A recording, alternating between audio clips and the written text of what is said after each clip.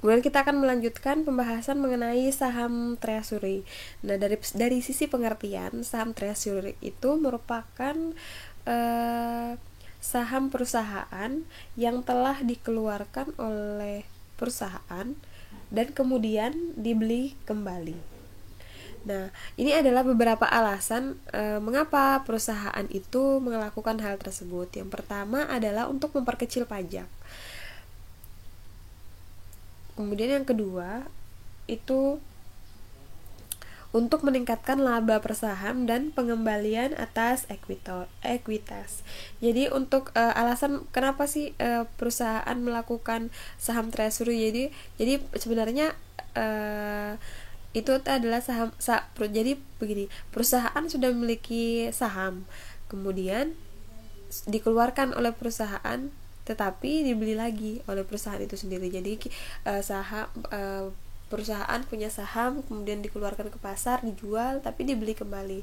Nah, itu tujuannya untuk memperkecil pajak. Nah, biasanya para investor itu akan membayar pajak yang lebih kecil dengan menerima kas dalam bentuk pembelian kembali daripada saat para pemegang saham menerima dividen tunai. Kemudian alasan selanjutnya itu bisa mengurangi jumlah pemegang saham seperti itu. Kemudian membentuk pasar bagi saham, kemudian saham akan dijual kembali pada karyawan, dan terakhir itu adalah saham dikeluarkan dengan surat-surat berharga perusahaan lainnya. Nah, ini merupakan pengakuan dan pengukuran ekuitas, saldo laba, dividen, dan saham treasury. Jadi secara teknis, formula untuk menghitung saldo laba itu adalah rumusnya saldo laba sama dengan saldo laba awal ditambah laba atau rugi bersih dikurangi dengan dividen. Maka itu adalah merupakan saldo labanya. Ini kita langsung ke contoh soal. Nah, ini adalah pengakuan dan pengukuran dividen tentang dividen kas. Nah, ini di sini ya ini ada ilustrasi PT YZ mengumumkan dividen pada saat RUPS itu tanggal 25 Maret 2014. Kemudian mendeklarasikan akan terhutang pada tanggal 20 April. Jadi, itu tanggal 20 April itu merupakan tanggal pembayaran atas dividen tersebut. Kemudian pada tanggal 10 April 2014 itu merupakan tanggal pencatatannya.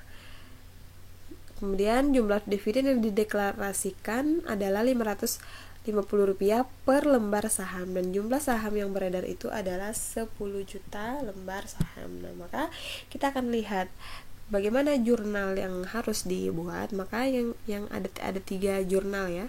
Yang pertama itu adalah tanggal 25 Maret 2014, yaitu pada tanggal pengumuman.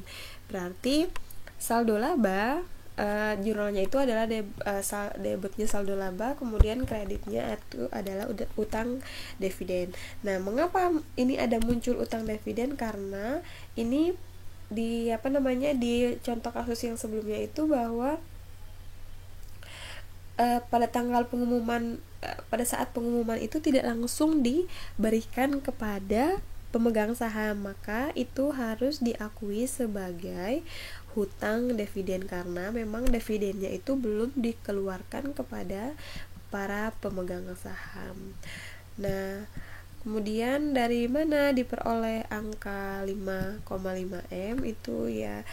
Tadi kan jumlahnya itu adalah Rp550 per lembar saham dikalikan dengan 10 juta. 10 juta ini adalah lembar saham yang beredar. Berarti sama dengan 5 ini ya, itu adalah pengaliannya seperti itu. Kemudian tanggal 10 April 2014 itu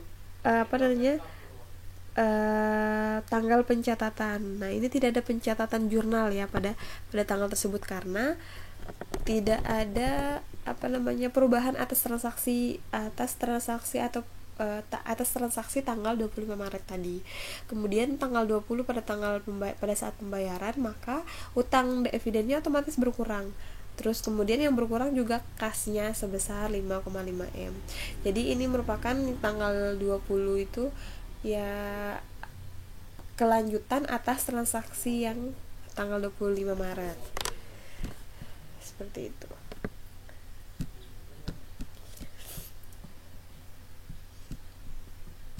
Kemudian selanjutnya ini dividen saham.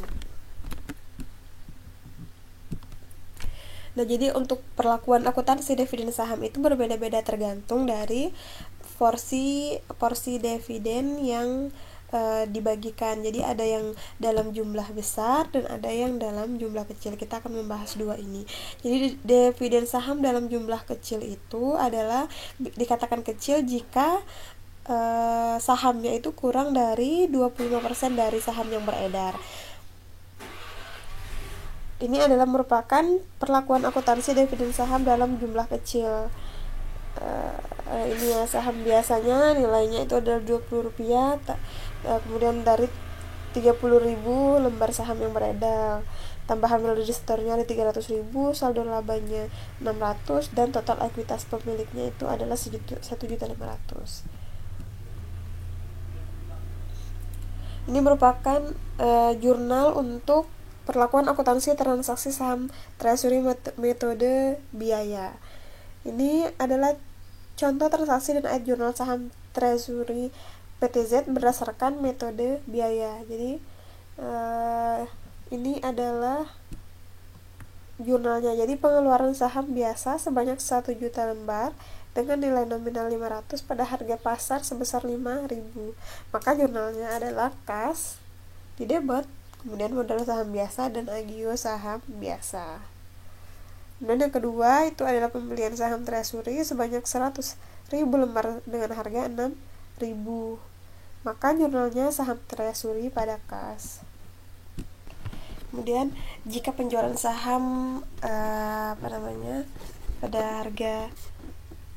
harga beli di atas harga beli sebanyak 50 lembar dengan harga 7.500, maka jurnalnya itu adalah kas pada saham treasury dan agio saham.